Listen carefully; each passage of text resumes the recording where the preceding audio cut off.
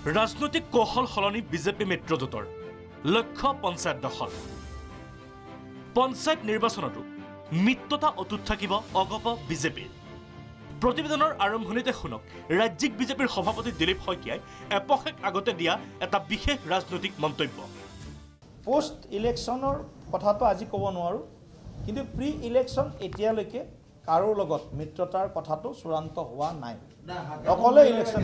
মাননীয় মুখ্যমন্ত্ৰী ডাঙৰীয়াই ঘোষণা কৰিছিল আৰু সেইটো ষ্টেণ্ড আজিৰ দিনলৈকে আছে বিজেপি অকলে নিৰ্বাচন খেলিব কিন্তু ৰাজনীতিত পথ পৰিৱৰ্তন হৈ থাকে মই আকৌ কম ৰাজনীতিৰ পৰিদৃশ্য সলনি হৈ থাকে যেনেকুৱা মানে দেশ হ'ব তেনেকুৱা বেশ ধৰিব লাগিব আমি হয় না নহয় এই পৰিস্থিতি চলিব সেই পৰিস্থিতি চাইহে আমি সিদ্ধান্ত লম বাস্তৱত এপক্ষক পিছত হিয়াই হ'ল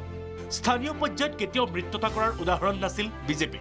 আনকি আগন্তুক পঞ্চায়ত নিৰ্বাচনতো অকলে নিৰ্বাচনত প্ৰতিদ্বন্দ্বিতা কৰাৰ কথা ঘোষণা কৰিছিল মুখ্যমন্ত্ৰী আৰু ৰাজ্যিক বিজেপিৰ সভাপতিগৰাকীয়ে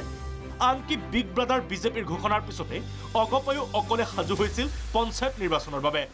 কিন্তু হঠাৎ যেন সলনি হ'ল মিত্ৰজোঁটৰ স্থিতি দেওবাৰে ৰাজ্যিক বিজেপিৰ কাৰ্যালয়ত অগপ বিজেপিৰ বৈঠকত লোৱা হ'ল চূড়ান্ত সিদ্ধান্ত আমি মিলিত হৈ আমি খুব বুজাবুজিৰ মাজেৰে আগন্তুক পঞ্চায়ত নিৰ্বাচনত অৱতীৰ্ণ হ'ম এই কথাটো অতি স্পষ্ট দুয়োটা দলে আমি পঞ্চায়ত নিৰ্বাচনটো এইবাৰ একেলগে খেলাৰ সিদ্ধান্ত গ্ৰহণ কৰিছোঁ পিছে দুই দলৰ কৰ্মীসকলে মানি ল'বনে মিত্ৰতা এই সমস্যা দূৰ কৰাৰ বাবেও দুই দলৰ বৈঠকত লোৱা হ'ল বিশেষ সময়হতীয়া কৌশল লোকসভা সমষ্টি অনুসৰি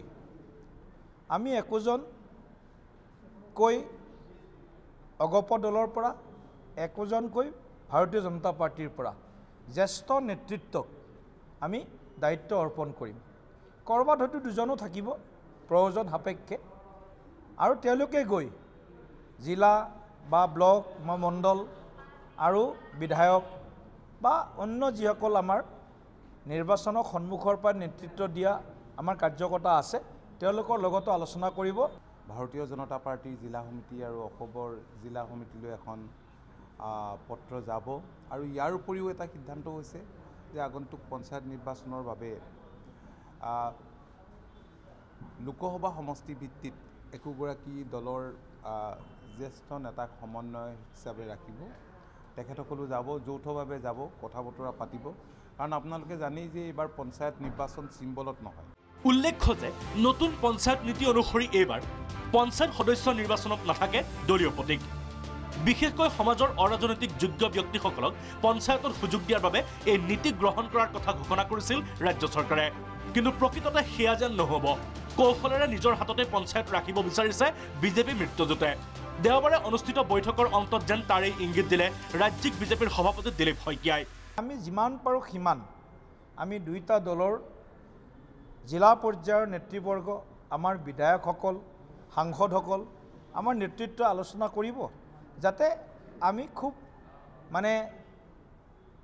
কোনো ধৰণৰ ক'তো গেপ নথকাকৈ আমি যাতে জিপি মেম্বাৰসকলক বিশেষভাৱে আমি নিৰ্বাচিত কৰিব পাৰোঁ মুঠতে দলীয় প্ৰতীক নাথাকিলেও নিজ দলৰ প্ৰাৰ্থীক কৌশলেৰে প্ৰক্ষেপ কৰি গাঁও পঞ্চায়ত দখল কৰিব বিজেপিয়ে প্ৰতীক প্ৰদুম নহ'লেও প্ৰাৰ্থী বিজেপিৰে হ'ব